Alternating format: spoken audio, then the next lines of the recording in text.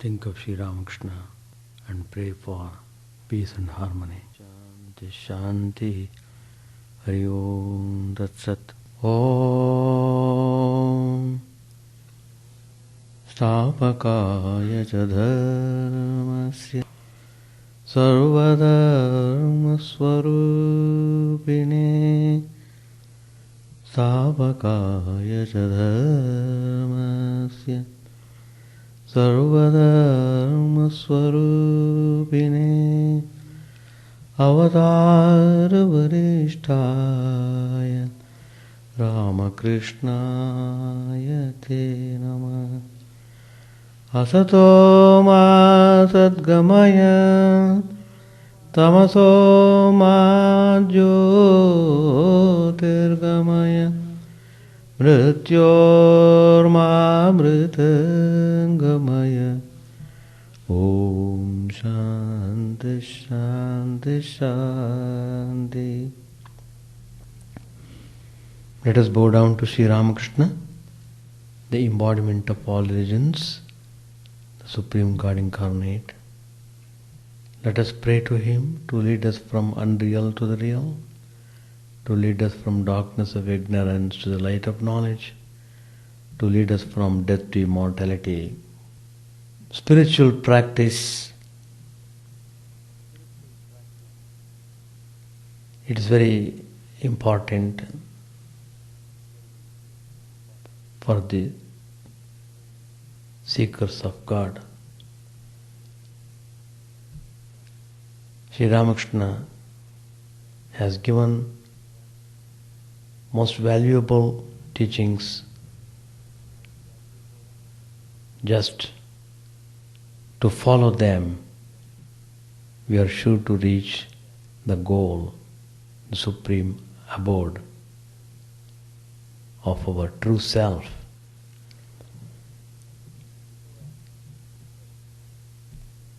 So, the success in spiritual life depends on the purity of the mind.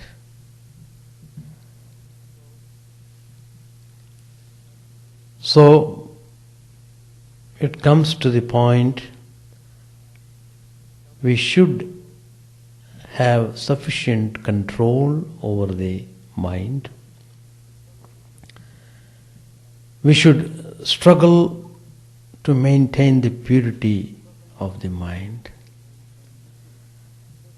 Then we should develop love towards God and become more and more selfless, more and more divine. We should get rid of all obstructions on our way to the goal. The more we involve in the world, the more obstructions we are ourselves creating. We ourselves are responsible for putting blocks on our way. So, you have to completely dissociate yourself from the involvement of the worldly things. That is, you will have to practice the discipline of renunciation. Though it is very difficult, it must be practiced to get God. So, there are so many stages in our life. We have to pass through a lot of struggles. In the last two classes, I have already dealt with the topic struggles, how we should face the battlefield, and we are all like soldiers. Battle readiness must be there. You must know the technique of fighting. Then it is possible to go forward in spiritual path. So we have dealt with one aspect of struggles.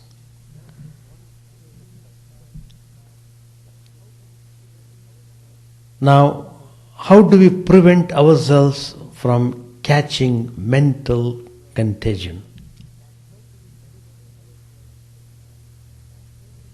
from outside?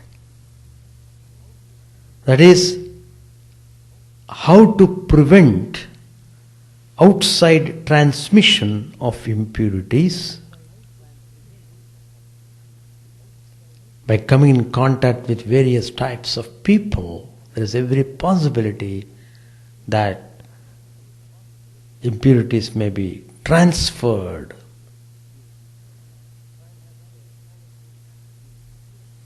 They have got the power to pierce into our heart and cause effect. So, how many ways we have to struggle? In molding the mind, it is important to see that we do not make our task more difficult by courting difficulties from outside. For within us there will already be quite enough. Where do you want to add more difficulties? More difficulties means more fight. So herein comes the great help of the mystics, those who have lived the life, those who have struggled to the end, reached the goal, got illumined, and came forward to teach us how we also could reach that goal. That's why I always keep on telling the devotees, every day please read some life stories of saints. It's very important. Very important. The saint's life, how every saint had to struggle very hard to reach the truth. So, they have given us a few simple instructions about avoiding the absorption of poison from outside. Poison.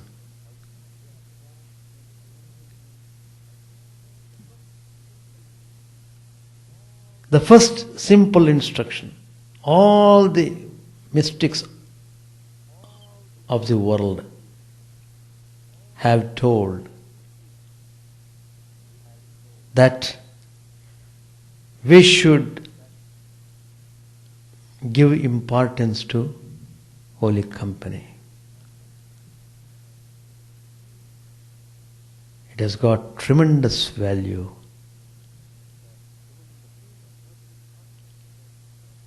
That means you have to be cautious about the people whom you are associating with. If you are aspiring spiritually, undoubtedly you should be watchful and careful about the people whom you are associating with. Negatively speaking, you should avoid evil company. That means people who distract you, who take you away from the goal.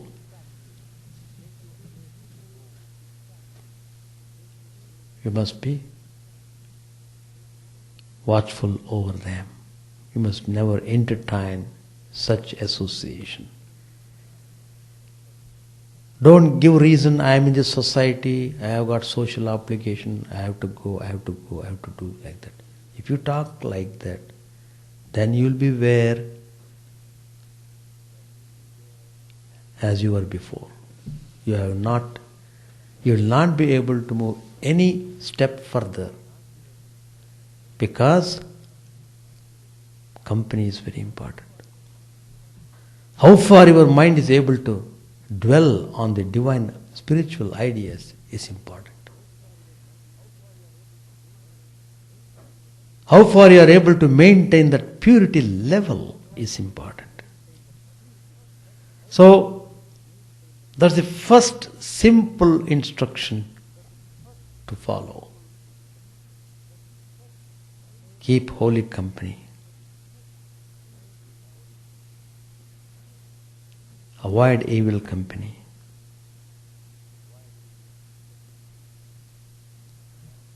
Secondly, you see, they have pinpointed how nicely they have prepared, as it were, the instructions for us. Look, why are you unnecessarily passing through all sorts of tribulations? Follow these principles, you will be wonderful. But we don't follow. That's the difficulty. What can be done? Anyway, let us know the truth. Let us know our weakness. Let us fight them with greater determination. That's all I can say. So the second instruction is, never accuse anyone of anything. What a fine teaching. Never accuse anyone of anything. If the teacher corrects the disciple, he should not say, oh, why the Guru is finding fault in me. He should not say that. It is not with the idea of finding fault in you, Guru is trying to point out. It is not to take you forward in the spiritual journey. He is picking out, he is clearing off the impurities of the disciple's mind. So that is why it is very clearly stated, you must have tremendous love and devotion to Guru. That is the basic foundation in spiritual life. If we don't have reverence to the Guru, we cannot enter into spiritual realm at all. Thirdly, beware of judging others. Every saint has said that. Sri Ramakrishna has said that. Holy Mother Sri Sharda Devi has said that. Lord Jesus has said that. All the mystics, all incarnations have said. Still we commit that blunder, always trying to judge others. Never judge others. Don't humiliate anyone. That's our ideal. If you have this ideal, immediately you can correct yourself. Yes, I did the wrong thing. I should not hurt anybody. I should not humiliate anyone. I am not an ordinary being in the sense of the world. I am a spiritual seeker. I belong to a different class. Like that you should think in yourself. Don't degrade yourself. On the other hand, keep yourself always that distinct identity.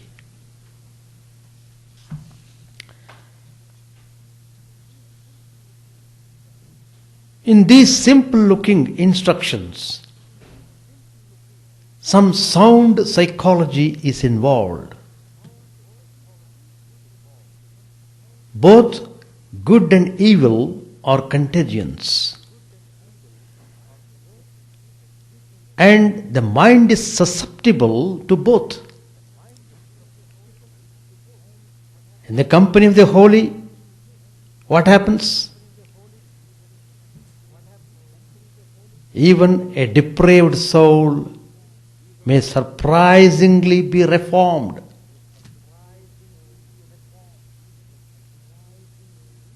It is true.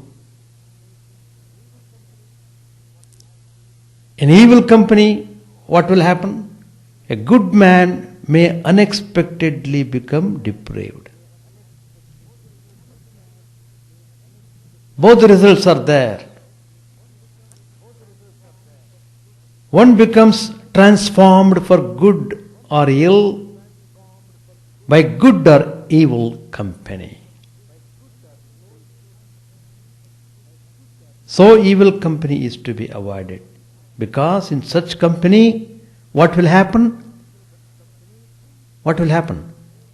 Our sinful tendencies are strengthened, and thus our inner struggles are rendered more formidable. That's why you should avoid evil company. And for just the contrary reason, holy company has to be sought. When we have the habit of criticizing the people, we open a way for unwholesome contagion to flow into our character from outside.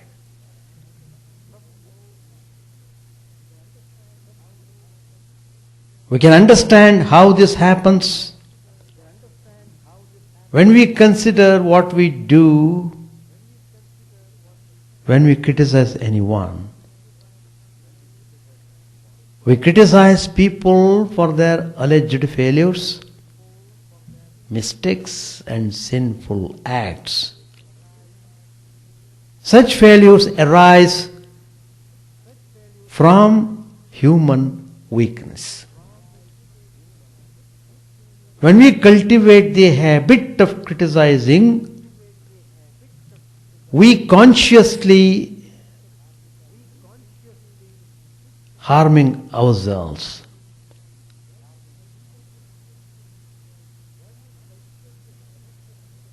When we cultivate the habit of criticizing, we allow others' weaknesses to come and settle in our mind. Unconsciously we do that. The entrance of such weakness is not even perceived. You don't know what great harm is being done. But it is done. The damage is done. Every moment you criticize, every moment you are damaging yourself. So, they acquire a hold like microscopic bugs, so to say. Only after a long time is it discovered that we have caught the contagion, and to our surprise we find ourselves manifesting the same weakness, follies and sins of which we have self-righteously accused others. The law behind this is, whatever we meditate on, we imbibe. By meditating on God, you become God. By meditating on devil, you become devilish. So,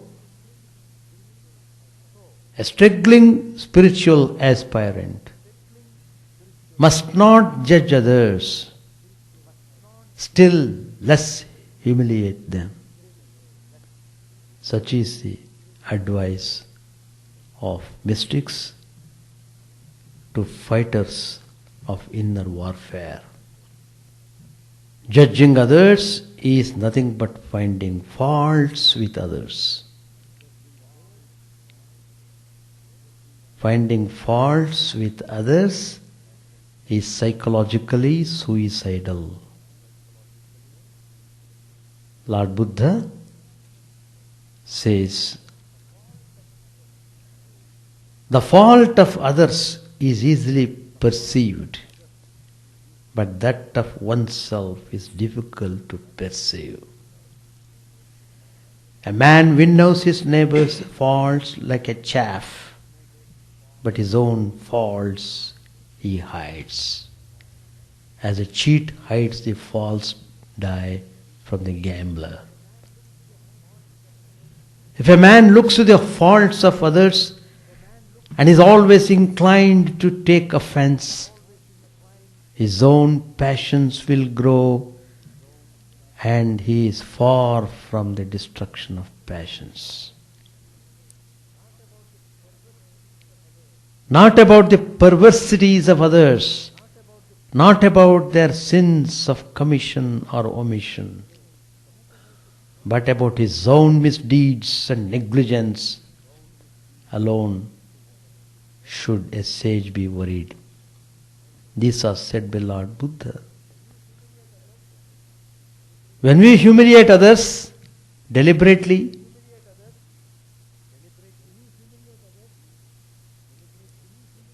we thus cause them pain. We are doing something worse than judging others. This puts off our guard and lays us completely open to the play of evil forces. Lord Buddha says, if a man, by causing pain to others, wishes to obtain pleasure for himself, he, entangled in bonds of selfishness, will never be freed from hatred. Instead of finding fault with any or humiliating any, one who is engaged in inner warfare should practice the following teaching of the Buddha.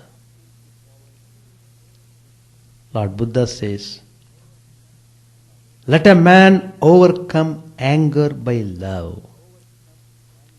Let him overcome evil by good.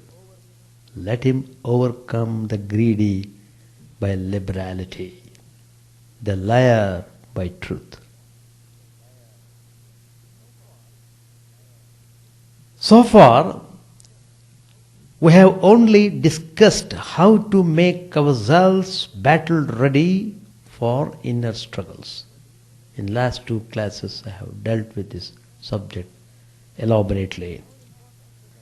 The more important question is what we have to do in the actual but invisible warfare. These inner struggles come to us mainly in the form of temptations. Various types of temptations come and attack us. There is much to be known in regard to how to fight in a way conducive to attaining victory when we are assailed by temptations. The time for warfare is a time for doing, not for speculating and philosophizing. Action at the time of inner struggle will necessarily be different from action preparatory to battle. Now is the actual fight. There are rules of inner warfare and they need to be known. They can be known only from careful study of the lives and teachings of the mystics. After going through these battles and attaining victory, these mystics have told us how they won them. Who is free from temptations? Temptations will come in everybody's life, no matter who or what he is. There is no way of escaping them. In fact, temptations play a beneficial role in our spiritual life. Some mystics are of the view that those who believe in and love God should prepare their souls for being assailed by temptations, so that when temptations actually come, they may not be confused or worsted in the battle. They must be willing to suffer the burden of affliction in willing submission to the Lord's examination. In Imitation of Christ, a famous book, Thomas Kempis says, "The fire proveth gold, and temptation proveth the righteous man." In Philokalia, another famous text, it is said, "An aspirant who has not endured temptations has not been tried. He does not know what his strength is." How do we prepare our souls for enduring temptations? The most important and basic thing, as we have said, is to renounce the will to enjoy the phenomenal. That's the point. Renounce the will to enjoy the phenomenal. If we have the will to enjoy, temptation is at once in collusion with our weakness. Then we topple over in no time. But if we don't have the will to enjoy, we may be surrounded by temptations for years on end, yet we shall not succumb. When the renunciation of the will to enjoy is joined with readiness to endure to the last, that is the perfect preparation for encounter with temptation. Sri Ramakrishna says, "Forbear, forbear, forbear. One who endures triumphs. One who does not goes under." Sri Ramakrishna again tells, "Look at the anvil of a blacksmith, how it is hammered and beaten, yet doesn't move from its place. Let man learn patience and endurance from it." We may learn a great deal about how to endure temptations from the teachings of the mystics. We shall study a few of their precepts which will serve the purpose on hand. One is, don't try to fly from temptations, but set the heart right. For many, while trying to fly from them, have fallen more grievously into them, like falling from the frying pan into the fire. It is obvious that not trying to fly from temptations does not mean that one should want them. The meaning is that one should not be panicky, one should not be nervous about them, nor one should deliberately make it easy for temptations to assail one. All spiritual aspirants must live cautious and conservative lives, which means conserving mental and physical energy. When temptations assail you, the mystic says, don't try to understand why and wherefore they come, but only pray that you may not be overcome by them. In other words, don't try to psychoanalyze yourself, but bring your case quickly before the God in your heart. Don't seek to know the causes of temptations, for in any case, as far as the aspirant is concerned, it is an unnecessary wastage of mental energy. Such an attempted search may involve the aspirant in greater difficulty. When temptations assail the mind, keep the body pure. Even when temptations assault your body, don't give your inner consent. Never submit to despondency. Discard all cowardice and discouragement. Little by little, by practice and long suffering, through God's help, temptations will be overcome, but not by any violence upon oneself or disquiet of mind. Further, the mystic says, make no haste in times of trouble. There is great wisdom in this teaching. In times of trouble, we are generally confused. Confusion means mental darkness. If a person moves hurriedly in darkness, what will happen? He can only expect greater danger than merely being in darkness. The man who stands still in darkness and waits for light is wiser than the man who impatiently runs to get out of darkness and quickly gets into greater trouble. Therefore, in times of trouble, we must not be in a hurry. This is precious advice in conducting our inner light. So, let us bear all these points in our mind and format our life accordingly.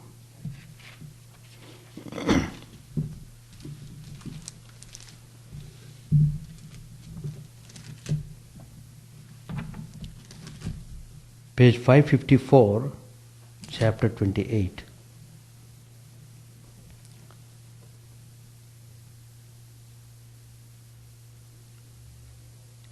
A new scene. Shivas and other devotees are engaged in conversation in front of Advaita's house.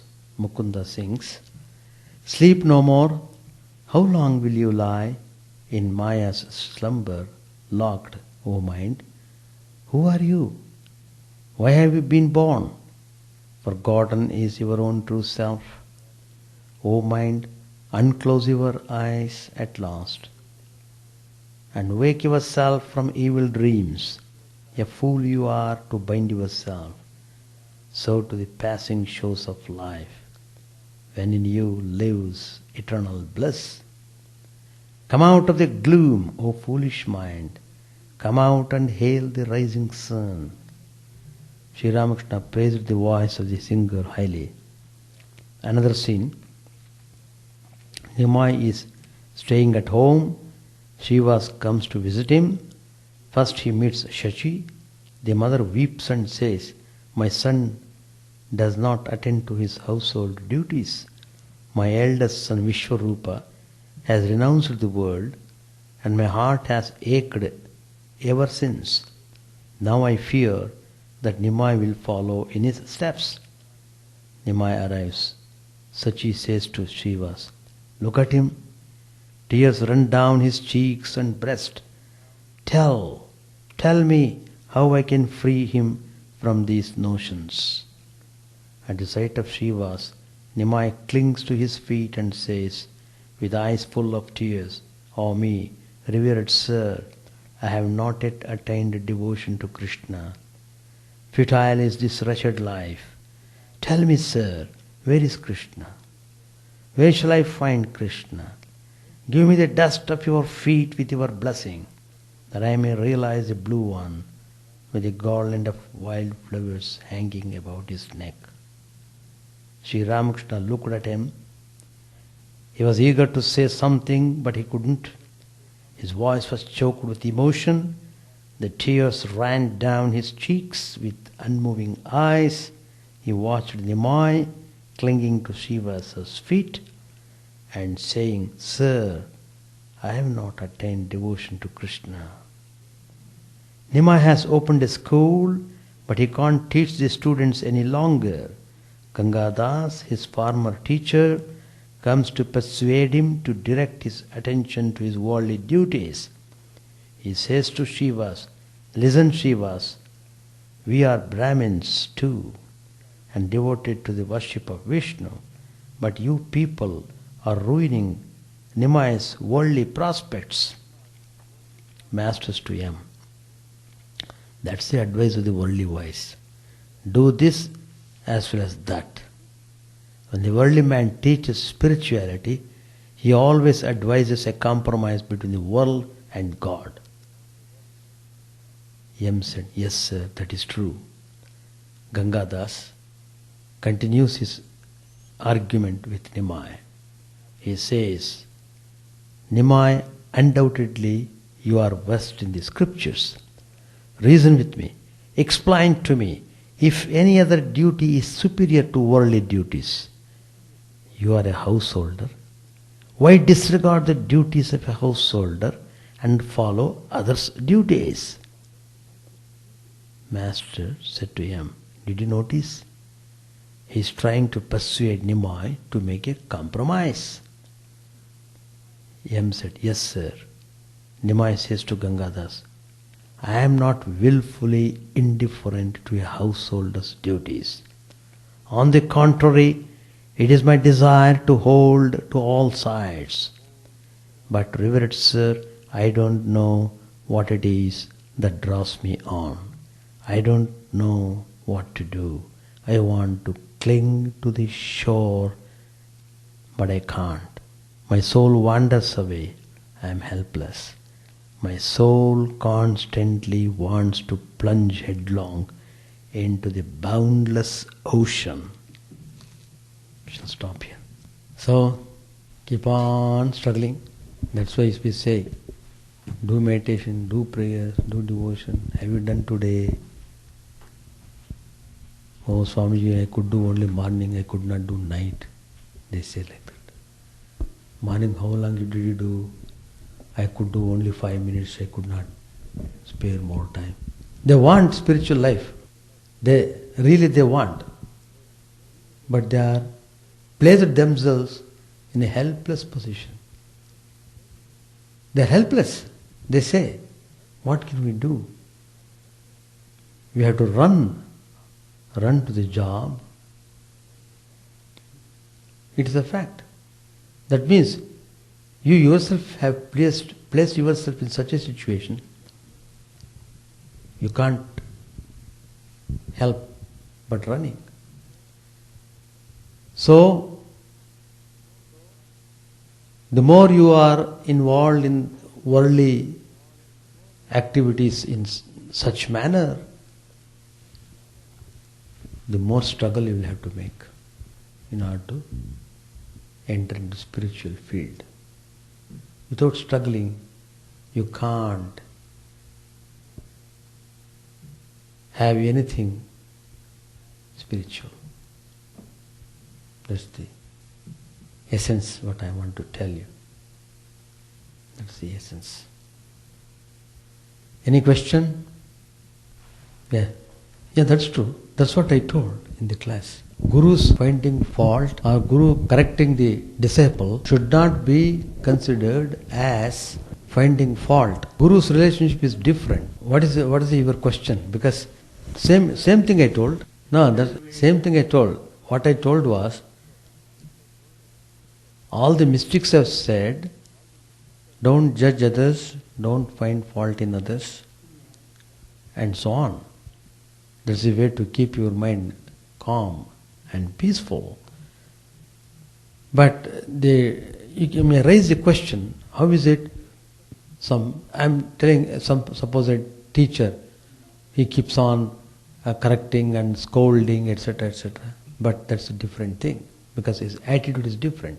His attitude is, he is concerned about your welfare, he is concerned about your prospects in spiritual life.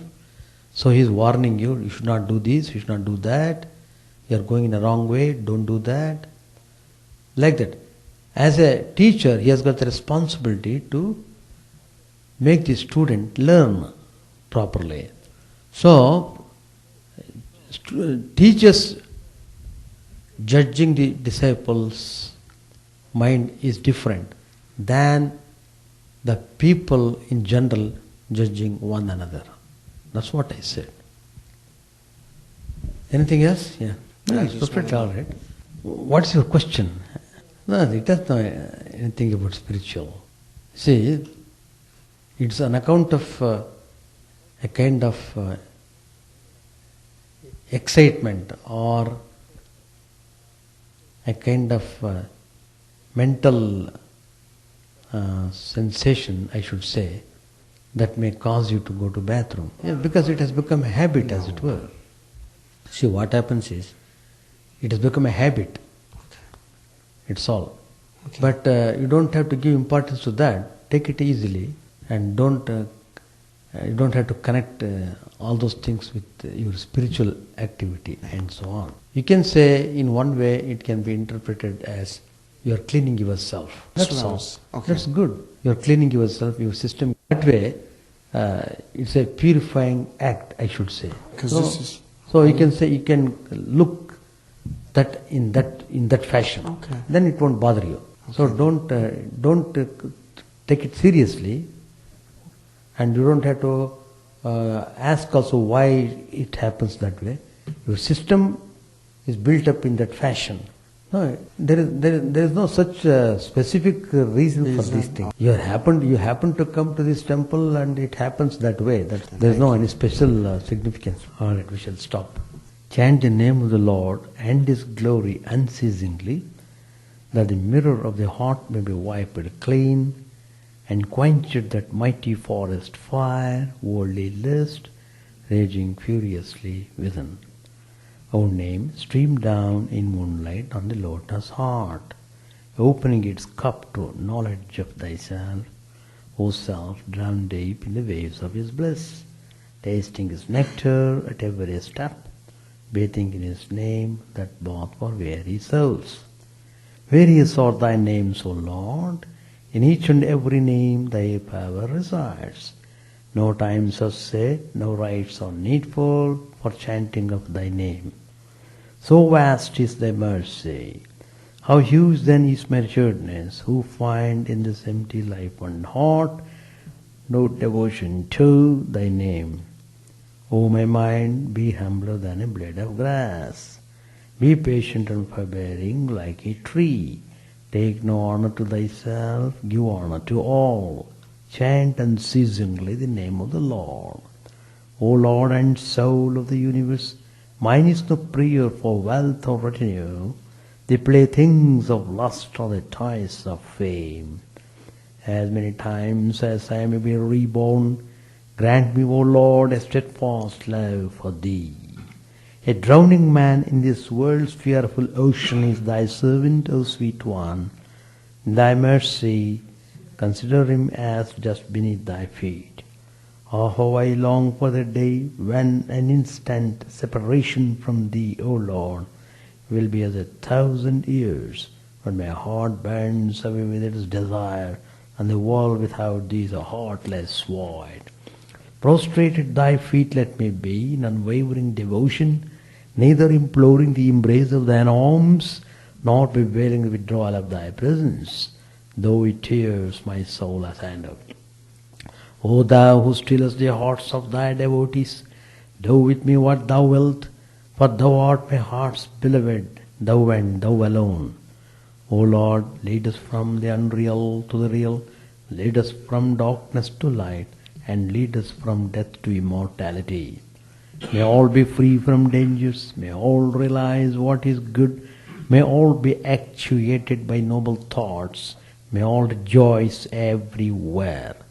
May all be happy, may all be free from disease, may all realize what is good, may none be subject to misery. May the wicked become virtuous, may the virtuous attain tranquility, may the tranquil be free from bonds, may the freed make others free. May good betide all people, may the sovereign righteously rule the earth. May all beings ever attain what is good. May the worlds be prosperous and happy. May the clouds pour rain in time, may the earth be blessed with crops, may all countries be freed from calamity, may holy men live without fear. May the Lord, the destroyer of sins, the presiding deity of all sacred works be satisfied. For he being pleased, the whole universe becomes pleased.